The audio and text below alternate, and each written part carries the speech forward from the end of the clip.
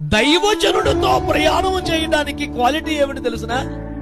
అతన్ని చూడగలని హృదయంలో నాకు మేలు చేసే వ్యక్తి వచ్చాడు, నన్ను గద్దించే వ్యక్తి వచ్చాడు, నన్ను సరిచేసే వ్యక్తి వచ్చాడు, నన్ను శుద్ధీకరించే వ్యక్తి వచ్చాడు, నా పక్షంగా బలి అర్పణ చేసేవాడు వచ్చాడు, నాకు ముందుగా నడిచేవాడు వచ్చాడు, నన్ను సేవలో రేపేవాడు కూడా వచ్చాడు, నేను రక్షణ పొందవలసిన మార్గం నాకు బోధించడానికి వచ్చాడు.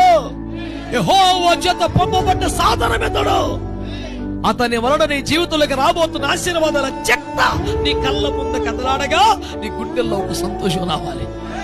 అప్పుడు ప్రయాణం మంచిగా సాగుద్ది. లేదనుకో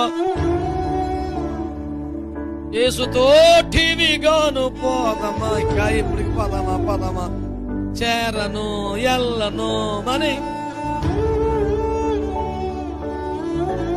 పాడినా చైనా చేరనా ఇప్పుడు మనీరా బాబు ఎత్తుకు ఇన్నిసార్లు అడగటం వద్దేరా దేవునికి